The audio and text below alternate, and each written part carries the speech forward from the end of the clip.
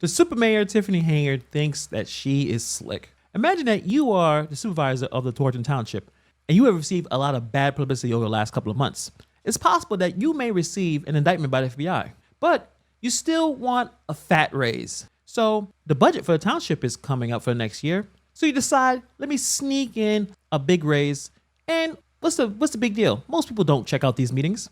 However, you are mistaken because a concerned citizen decided to talk about it publicly, and a lot of people showed up for the next meeting to discuss it. What do you do? Good evening, everybody. Thank you guys for coming out this evening. I am Supervisor Tiffany Henyard, the People Supervisor. I want to thank you for coming out to hear from the department heads, the finance department as relates to the budget. But unfortunately, we will have to postpone our meeting until Friday at 1 p.m. due to the fact of lack of quorum. So I came down to tell you guys this. So I will see you guys Friday at 1 o'clock. Thank you so much for coming out. The crowd about to throw tomatoes. And that's exactly what the super mayor did. She found a way to reschedule the meeting for Friday at 1 p.m. A very clever move, but also very transparent move that she is trying to avoid any kind of scrutiny, any kind of publicity by trying to slide this in on a Friday at 1 p.m., which is what people do when you're trying to bury news stories. You try to bury a news story by having it published on Fridays because most people are not paying attention. They're trying to look forward to the weekend. They're planning their weekends. They're not really caring about what's going on. Most people have to work. Most people have things to do. At 1 p.m. is not even a time when most people be out of work. It's a very clever move because she wants to sneak in this raise without much resistance. And she was able to pull this off because some of the trustees didn't show up. They're missing. Carmen Carlisle is missing. Darlene Everett Gray is missing. And who else is missing? Jerry John. So we got 3 trustees missing. Probably on purpose. At this point, she has a rubber stamp vote anyway. The only person that gives her the dissenting vote is Chris Gonzalez, but she doesn't want more bad publicity. So I think this is what she wanted to do. Put it at a time that most people are not going to be able to attend there. The people can apply pressure, even though that, like I said before, she does have a rubber stamp vote because all the other trustees vote with her anything that she wants. A big difference compared to her being a mayor of Dalton, where she doesn't have that privilege. The problem is this looks bad anyway.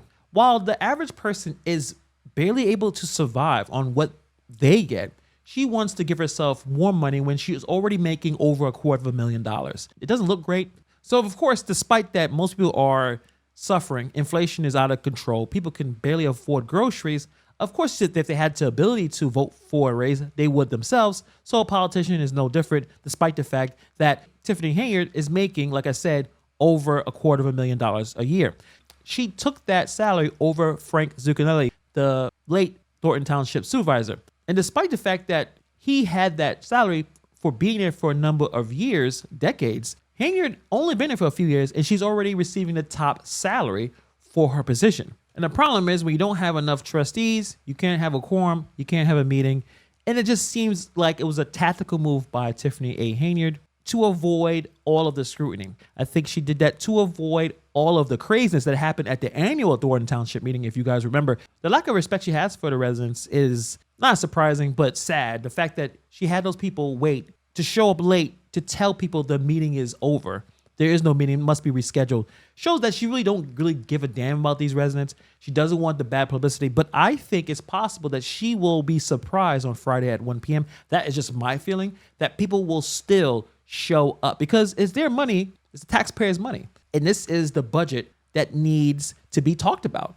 There's a lot of questions about this budget that the people deserve some answers to. So why the total expenditures doubling, rising for approximately 20 million to $39 million?